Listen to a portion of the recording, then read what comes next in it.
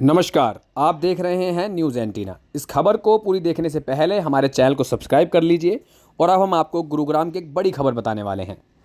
गुरुग्राम के द्वारका एक्सप्रेसवे पर ब्यूटिशियन को गोली मारने के मामले में गुरुग्राम पुलिस ने वकील सहित 4 आरोपियों को गिरफ्तार किया है।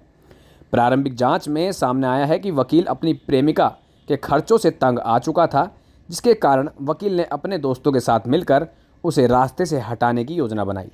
दोस्तों ने अपने 2 अन्य साथियों को मिलाकर वारदात को अंजाम दिया। जांच के दौरान यह भी सामने आया है कि आरोपी वकील ने पहले भी घायल पल्लवी को रास्ते से हटाने के लिए उसका एक्सीडेंट भी करवाया था। फिलहाल पुलिस आरोपियों से पूछताछ कर रही है। दरअसल गुरुग्राम पुलिस को शुक्रवार रात को सूचना मिली थी कि एक युवती को कुछ बदमाशों ने द्वारका एक्सप्रेसवे पर गोली मार दी है, जिसे कैब ड्राइवरों ने गुरुग्राम के बसई चौक के एक अस्पताल में भर्ती कराया है। सूचना मिलते ही राजेंद्र पार्क पुलिस ने मौके पर पहुंची और जांच शुरू कर दी। जांच में सामने आया है कि जो महिला घायल हुई है वह तकरीबन 35 साल की है और उसका नाम पल्लवी शर्मा है, जो कि चंडीगढ़ की रहने वाली है। और पति से विवाद के कारण वह गुड़गांव में सेक्टर 99 रिद्धि सिद्धि अपार्टमेंट में बच्चों सहित रहती है। वह किसी काम से सेक्टर 102 में गई थी, जहां पेट्रोल पंप के पास बदमाशों ने उसे गोली मार दी। गोली पल्लवी की कमर पर लगी और पेट से बाहर निकल गई।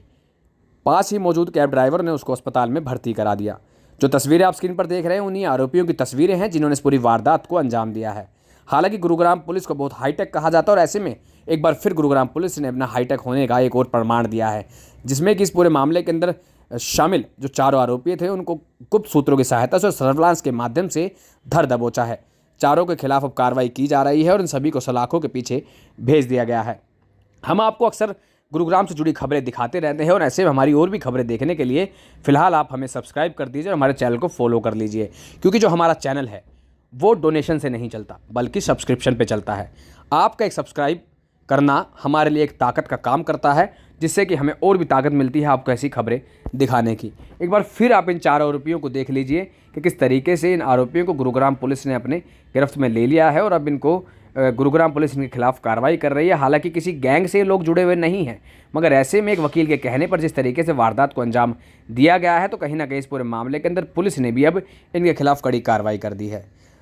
ये खबर आपको कैसी लगी है ज़रूर हमें कमेंट सेक्शन में भी बताइएगा, जिससे कि हम ऐसी खबरें और भी आपके लिए लाते रहें और आपको दिखाते रहें। साथ ही साथ गुरुग्राम पुलिस ने इस पूरे मामले के अंदर क्या कुछ कहा, हम आपको गुरुग्राम पुलिस PRO की अब बात सुनवाते हैं।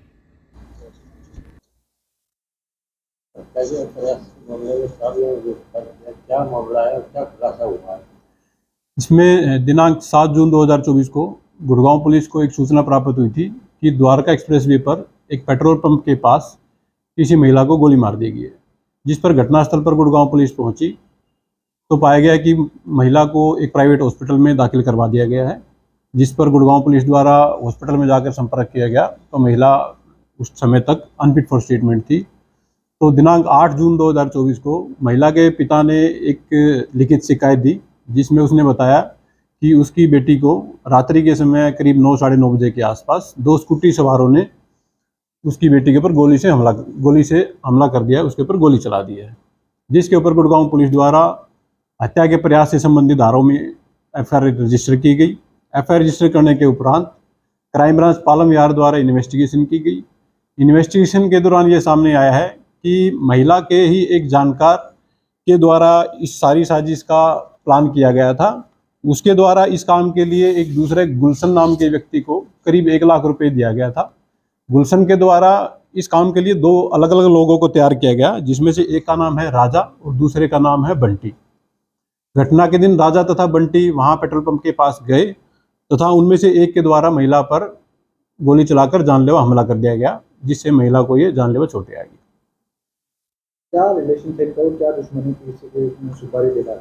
अभी तक की इन्वेस्टिगेशन में ये सामने आया है कि महिला की इस आरोपी नीतीश भारद्वाज से करीब 3-4 साल पहले जानकारी हुई थी, जो कि आरोपी नीतीश भारद्वाज पेशे से एक वकील है।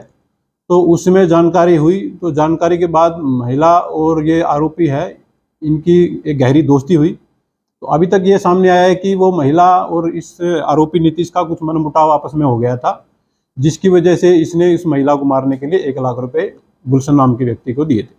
ये भी बात सामने आई कि इससे पहले भी इसको मारने का प्रयास किया गया था एक्सीडेंट के लिए। अभी तक पूछताछ में ये सामने आया है कि उनके द्वारा ऐसी एक प्लानिंग की गई थी वो उसके ऊपर अभी इन्वेस्टिगेशन जारी है कि वो प्लान एग्जीक्यूट हुआ था कि नहीं हुआ था, बट अभी तक ये सामने आई है कि इनके द्वारा पहले ऐसा प्लान किया गया था।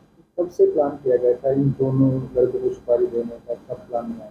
अभी एक्यूज को पेश करके और पुलिस कस्टडी में लिया जाएगा, तो पुलिस कस्टडी के दौरान उनसे गहनता से इस बारे में पूछताछ की जाएगी। जैसे भी फैक्ट सामने आएंगे उसके अकॉर्डिंग कार्रवाई की जाएगी। गोली चलाने वाले लड़के हैं, इनका कोई फिटनेस रिपोर्ट है?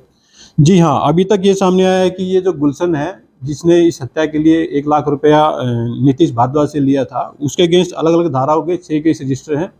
और गुलशन के अलावा राजा नाम का जो दूसरा अपराधी है जिसको पुलिस ने अरेस्ट किया है, उसके अगेंस्ट भी 4 या 5 के अलग अलग सेक्शन में रजिस्टर हैं। तथा जो बंटी है चौथा आरोपी, उसके अगेंस्ट भी 2 केस अलग अलग धाराओं में अंकित है। क्या ये किसी गैंग से भी जुड़े हुए हैं? अभी तक ऐसी कोई गैंग की कोई भी संलिप्तता कहीं भी सामने नहीं आई है। और ये नीतीश जो है, इसका कोई क्रिमिनल रिकॉर्ड है? नीतीश का अभी तक कोई क्रिमिनल बैकग्राउंड सामने नहीं आया। ये एक पेशे से वकील है, जैसा कि अभी तक सामने आया। अभी तक इसका कोई क्रिमिनल बैकग्राउंड नहीं पाया गया। क्या कुछ बरामद किया गया? अभी इन्वेस्टिगेशन जारी है। आरोपियों को पेश करके न्यायालय से और पुलिस रिमांड हासिल किया जाएगा। उसके दौरान जो भी चीज़ें अभी बरामद की जानी है वो बरामद की जाएंगी।